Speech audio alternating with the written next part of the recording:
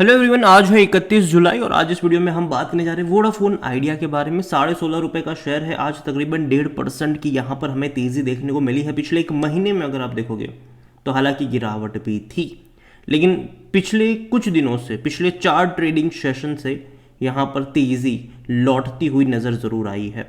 बात करेंगे वीडियो में इसके बारे में, लेकिन उससे पहले अगर आपने अभी तक चैनल को सब्सक्राइब नहीं किया है तो प्लीज़ अभी इसे सब्सक्राइब कर लीजिए, क्योंकि आगे भी बहुत सारे वीडियोस हैं जो आपको काफ़ी ज़्यादा हेल्प करेंगे। तो देखिए, 16.5 रुपये का शेयर है। एक महीने में 6.5% की गिरावट है। एक साल में देखो तो अभी भी 100% के आसपास का ग्रोथ ज़रूर है। बड़ी रफ्तार आई थी, गिरावट भी आई और एफपीओ के बाद इसने बड़ी तेज़ी दिखाई। रीज़न सिंपल से कि कई सारी अपडेट्स एक्सपेक्टेड थी यहाँ पर, कि जो 18,000 करोड़ रुपए सक्सेसफुली रेज करे हैं, ये बहुत बड़ी बात थी इनके लिए। दूसरी यहाँ पर चर्चा ये भी हो रही थी कि इलेक्शन के बाद जो टैरिफ बढ़ेगा उससे फ़ायदा होगा, तो उसको लेकर भी चर्चाएं शुरू थी यहाँ पर। उसने भी तेज़ी में कंट्रीब्यूट करा। उसके बाद चर्चाएं ये भी हो रही थी कि इन्होंने तकरीबन 14-15 हज़ार करोड़ रुपए बैंक से लोन के तौर पर लेने वाले हैं ये। इसके अलावा इन्होंने सुप्रीम कोर्ट में अपनी पिटीशन भी दाखिल करी थी अपने एज या ड्यूज़ का जो कैलकुलेशन है उसको फिर से करने के लिए, और अगर इनके अकॉर्डिंग फैसला आता है तो उसमें तकरीबन 40 से 50% तक का जो कर्जा है वो इनका कम हो सकता है, एज या ड्यूज़ का। तो ये सारी अपडेट्स थी जिसके चलते एक बहुत बड़ी तेज़ी हमें यहाँ पर देखने को मिली ज़रूर थी, लेकिन जैसे ही टैरिफ बढ़ गए तो वापस से एक प्रॉफिट टेकिंग भी हमें यहाँ पर देखने को मिली। 15 रुपये पर वापस आ गया था ये शेयर, लेकिन अब फिर से कोशिश कर रहा है वापस जाने की। और मैं पहले भी बोल चुका हूँ, मैं अब भी कहूँगा कि दोबारा 17 और 18 रुपये का लेवल इंपॉर्टेंट होगा। डेफिनेटली ये उस लेवल पे जाएगा, दोबारा 18 रुपये का जो लेवल है उसको टेस्ट करेगा ये ज़रूर, और वहाँ से ब्रेकआउट आता है कि नहीं वो देखना इंटरेस्टिंग होगा यहाँ पर। और देखिए, अभी जो कंपनी है वो लगातार अपने कुछ कुछ कर्जे सेटल कर रही है। जैसे कि अभी हाल फिलहाल में अपडेट थी कि वोडाफोन आइडिया ने सेटलमेंट ऑफर करा है नोकिया को तकरीबन 1,500 करोड़ रुपए। हालांकि वो अलग अलग किस्तों में चुकाएंगे और एंड ऑफ 2025 तक इसको चुका देंगे। ये अलग अलग किस्तों में होगा ये। यहाँ पर अगर आप देखोगे तो सेटलमेंट इन्होंने प्रपोज करा है नोकिया को, तकरीबन 1,500 करोड़ का है ये, और मल्टीपल इंस्टॉलमेंट है ये। और लास्ट इंस्टॉलमेंट मतलब कुल कर्जा अगर सब कुछ चुकता हो जाएगा तो वो तकरीबन 2025 तक होगा, दिसंबर में। हालांकि अभी भी नोकिया ने इनका जो प्रपोजल है उसको एक्सेप्ट करा है कि नहीं उसके बारे में अभी तो कोई इन्फॉर्मेशन आई नहीं है। यहाँ पर अगर आप देखोगे तो इन्होंने इससे पहले प्रेफरेंशियल के अलॉटमेंट के थ्रू कुछ शेयर्स भी अलॉट करे थे। यहाँ पर देखो अभी कर क्या रहे, पैसा भी चुका रहे कुछ कुछ को, और कुछ कुछ को शेयर इक्विटी ऑफर कर रहे हैं। यहाँ पर टेलीकॉम कंपनी ने अगर आप देखो रिसेंटली अलॉट करे थे 1,027 million equity shares to Nokia through preferential issue, और इसके जरिए अगर आप देखोगे तो रफली 1,500 करोड़ रुपए जो है वो इन्होंने चुकाए थे उसके जरिए, इक्विटी के जरिए। Following the share allocation Nokia solution and network India, Nokia local unit जो है वो अब यहाँ पर 1.47% का स्टेक जो है वो ओन करती है वोडाफोन में। ठीक है, तो यहाँ पर हो भी ये रहा है कि कुछ कुछ पैसा चुका रहे हैं, कुछ कुछ पैसा जो है वो इक्विटी यहाँ पर दे रहे हैं प्रेफरेंशियल अलॉटमेंट के जरिए, और उससे पैसा क्लियर कर रहे हैं। Before the preferential share Vodafone ideas total due अगर आप देखो नोकिया का तो वो 3,000 करोड़ का था। ठीक है, उनमें से 1,500 करोड़ तो चलो इन्होंने इक्विटी के थ्रू एक्सेप्ट कर लिए। ठीक है, अब ये है कि बाकी का पैसा ये अलग अलग ट्रांजेस में कैश में चुकाएंगे। अब देखते हैं कि क्या होगा यहाँ पर ओवरऑल, लेकिन देखा जाए तो इसके अलावा कुछ और भी है, कुछ और लोग भी है जिसको ये इक्विटी ऑफर कर रहे हैं। यहाँ पर कर्जा इनके ऊपर डेफिनेटली काफ़ी ज़्यादा है, लेकिन कंपनी जो है वो लगातार कोशिश कर रही है कि पैसा रेज करने को लेकर। यहाँ पर अगर आप देखोगे तो joint venture between UK's Vodafone group और आदित्य बिरला ग्रुप का मिला जुला है ये, और secured around 23,000 crore equity financing इन्होंने सिक्योर्ड करी है। Vodafone is now seeking to raise additional 23,000 to 25,000 crore through the term loan from SBI, और ये बड़ी बात है। अब देखते हैं कि ये सारे लोन्स वगैरह इनको मिल जाते भी है कि नहीं, और क्योंकि देखो अभी इनको पैसों की ज़रूरत इसीलिए भी है क्योंकि अभी इनको 4G और 5G को रोल आउट भी करना है, और जो नोकिया एरिक्सन को ये पैसा भी इसीलिए चुका रहे हैं क्योंकि 4G 5G को रोल आउट करने के लिए उनसे भैया इक्विपमेंट भी तो परचेज करने हैं इन्हें। ठीक है, तो वो सारी चीज़ें भी हैं।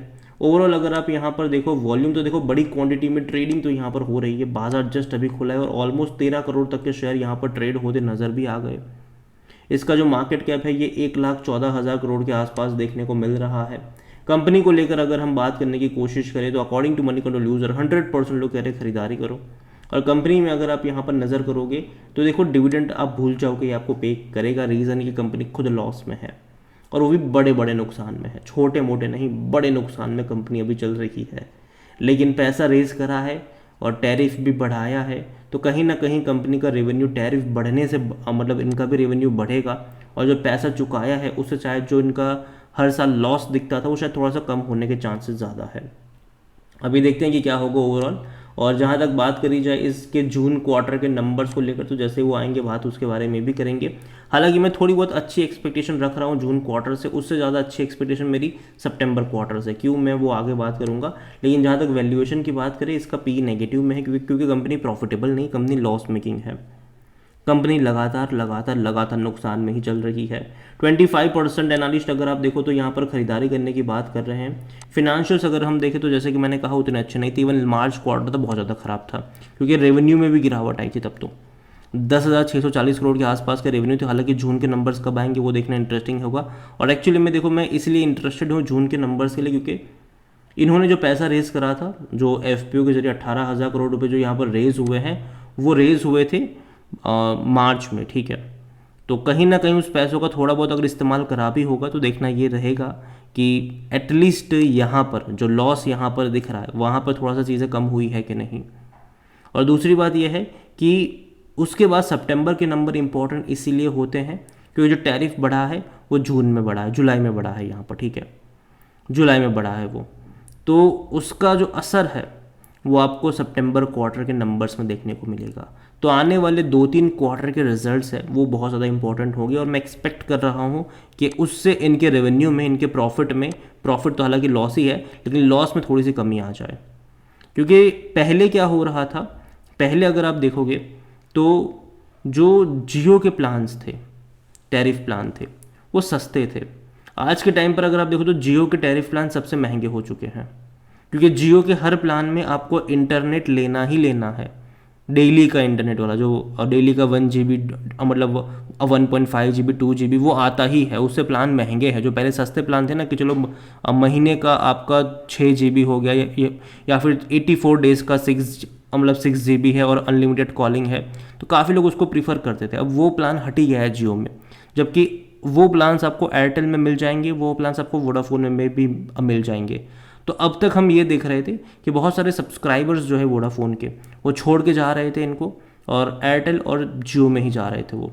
अब एटलीस्ट ये हो रहा है कि छोड़ के जाने वाले लोग अब कम हो जाएंगे यहाँ पर।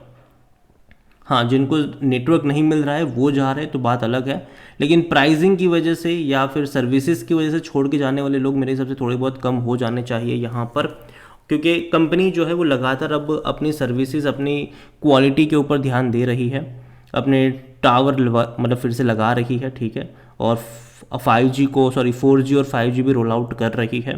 तो अगर ये न्यूज़ भी आ जाती है, क्योंकि देखो आने वाले टाइम में इस कंपनी में जो भी होगा वो खबरों के आधार पर होगा कि अगर खबर आ गई कि भैया सुप्रीम कोर्ट में इनकी पिटीशन में इनके फेवर में फैसला है, तब तो भैया पूरी की पूरी तेज़ी आपको देखने को मिलेगी अगर ऐसा फैसला आता है तो।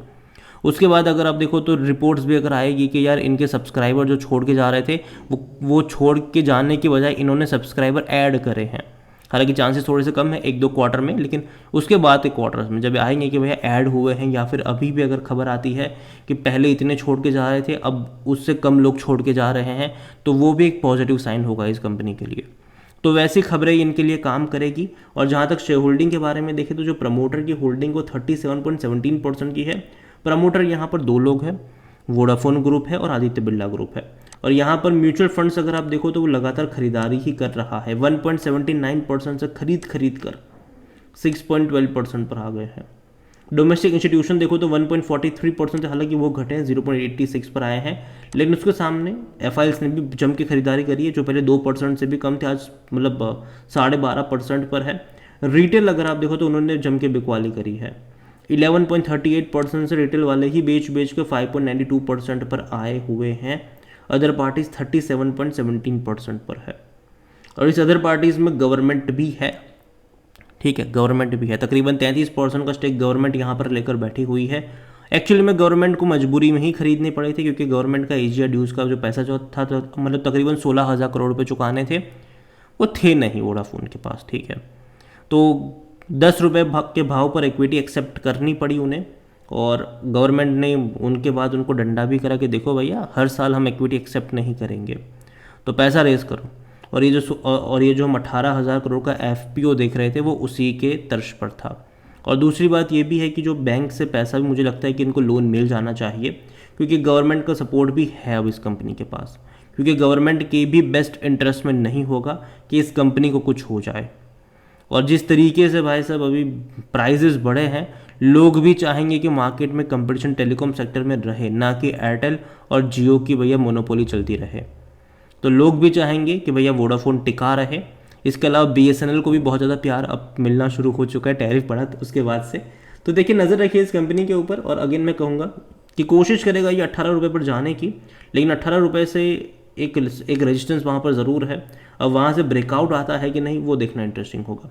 अगेन ये मेरा पर्सनल ओपिनियन है, कोई भी इन्वेस्टमेंट एडवाइस नहीं है ये। वीडियो को यहीं पे एंड करता हूँ। पसंद आया हो तो लाइक करो, शेयर करो, चैनल पर अगर आप पहली बार हैं तो प्लीज़ सब्सक्राइब करें।